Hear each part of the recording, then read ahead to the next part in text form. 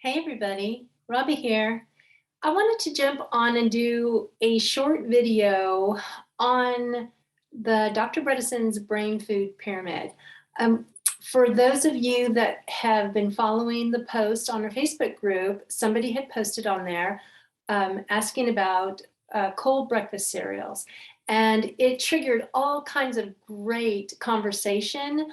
And it really made me realize that there is a lot of confusion about what to eat, what not to eat, and all that kind of stuff. So I'm going to quickly share with you a little bit about the brain food pyramid. And I'm actually going to be using just a little bit of the slides that I use for my group coaching program. So we really go into this. We go through each of the brain food pyramid levels.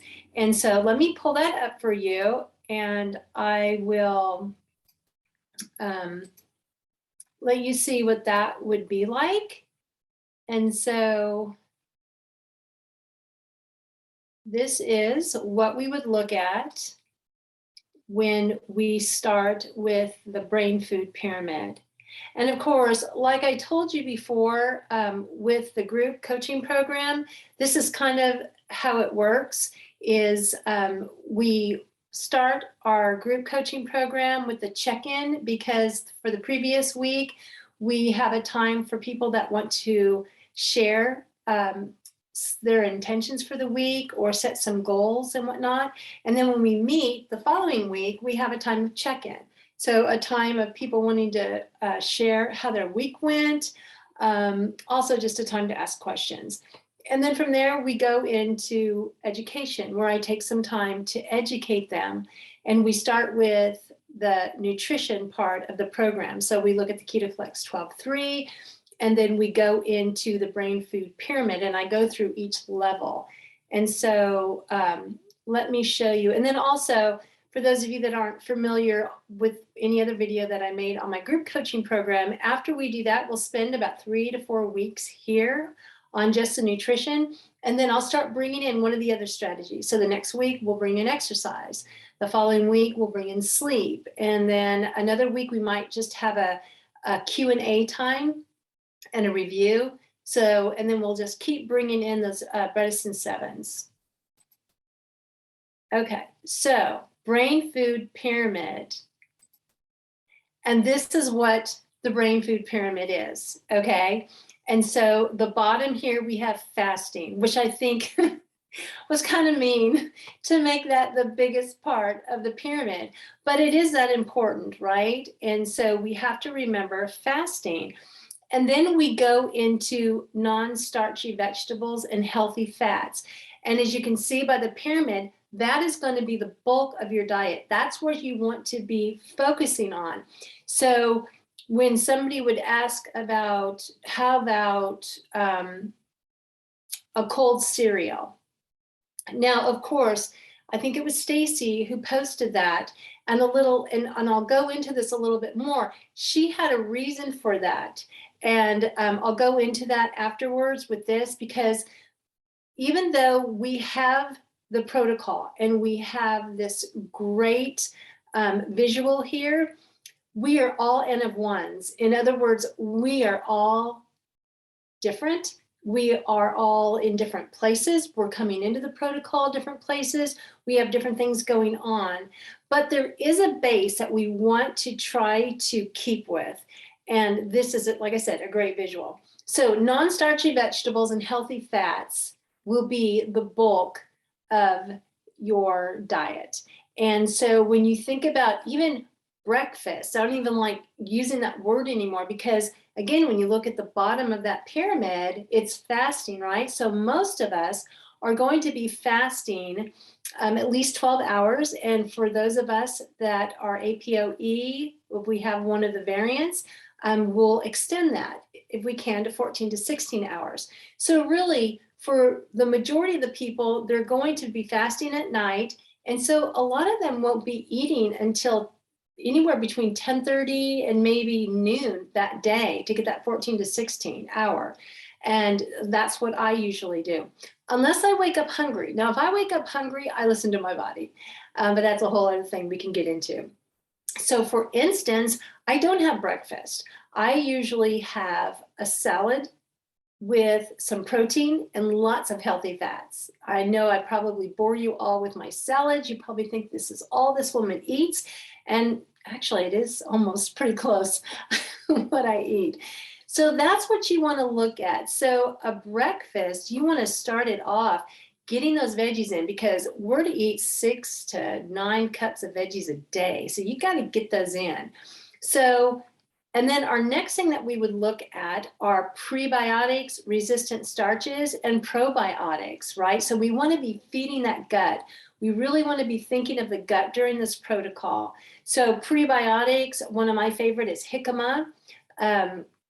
Resistant starches, I have shared, I think I just posted on there, the sweet potato rounds. You can do white potatoes are a great resistant starch. If you cool them and eat them cooled, once they're cooled, great resistant starches. The sweet potatoes, like I said, I love those rounds. I freeze them and then I can watch my quantity, because again, this probiotic, resistant starch, and pre and probiotics, you need to be careful with this, because again, when you're first starting the protocol, you have to watch your carbs. And so this can be higher in carbs. And then we have our animal protein and fruits. And you can see the pyramid is getting smaller. Dr. Bredesen does recommend that your animal protein be more like a condiment, right?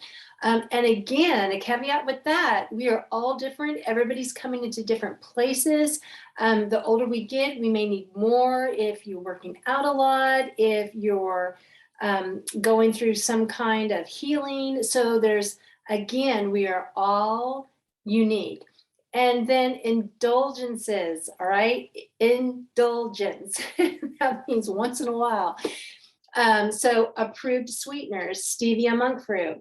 Just because stevia and monk fruit are your approved sweeteners does not mean that you can like bake and use like a half a cup or a cup with these things, or use them all the time. And so you need to be careful that the cocoa flavonoids, so your cacao and everything's like that, you need to be careful. Dairy, so A2 dairy is an indulgence and can be used by some, but dairy still can be inflammatory for a lot of people, so you have to play with that. Red wine, again, an indulgence, and certain kind of red wine, like Dry Farms is a good example. So there you have the brain food pyramid. And so as much as possible, you want to go on with that. And then we go through level 1, fasting. We will look at all that, level 2. So we hit each level. And then I would just say, and add into the brain food pyramid, before we even get into this, we had talked about the KetoFlex 12-3 diet, right? And what it takes to get into ketosis, and then metabolic flexibility. And one of the things also that Dr. Bredesen talks about are those no foods, right? So we have sugar. So you want to cut out sugar. You want to cut out processed foods. So, there you go. There's your cold cereal, would be considered processed food. Now, I did have on the Facebook group a granola that I use. It's a grain-free granola, but it would be considered an indulgence. I do not eat it for a cereal. I use it to put on top of my coconut yogurt, and we're talking like a tablespoon maybe, or sometimes if I want a snack at night, I'll put a little bit in a special little cup I have. I make it special. I'll put some blueberries in there, once in a while some dark chocolate. That's really an indulgence for me. So that's how we would look for that. So I think it was Stacy, and forgive me if I have the name wrong, but Stacy had, after all of these conversations, had said that her husband, that she is the caretaker for, is doing the protocol, and he's losing weight, right? And so he's needing more carbs. That could be an example of doing that. And of course, when that is the case, we do not want to lose weight. We really want to watch that. And I always tell my clients to, even before they add in the carbs, maybe to start with lowering their fasting, trying that, upping the fats, because fats have more calories than carbs will, right? And then maybe you'll need to add in some carbs. And really, if you've been doing this a while, you're producing ketones, remember, as you heal, you're going to be able to add in more carbs. You're going to, because you're going to reach metabolic flexibility, and then you have to tweak and play. So these are the things that I work with my clients. We are all different. So when we're putting things in our group, remember, we are all coming from different places. Some of us are pre-code. I'm doing this as pre-code. Some of us are recode. Recode people, they need to be tighter. They need to stick with this and really hone in on this. Pre-code, we have a little bit more, leeway. If you're a little bit younger too, right? And a woman doing fasting and getting into ketosis, we're not like men. We may have to play with this a little bit more. So there's so many things to this. This is why a coach is so helpful, because one-on-one coaching, I can work with you and know exactly what's going on and talk to you specific and help you with things. The group program, even though I don't get to work with you one-on-one, at least you have me to ask questions. You're able to hear the other participants in the group, what they're going through. That's what I love. We just ended our group and it was amazing. I learned so much from these ladies. And Matthew, I'm sorry. We did have one man, and Matthew, he was on the group as a caregiver for his father. So he was learning for his father and to help him better. And remember, this group is open for caregivers. It's a great, great place for caregivers. So anyway, I hope you guys found this helpful. I wish I could sit down with every one of you and help you do this, but hang in there, keep going, ask questions. And remember, the diet is just not about reaching ketosis. It's about eating a nutrient-rich diet. All right, guys, talk to you later. Bye.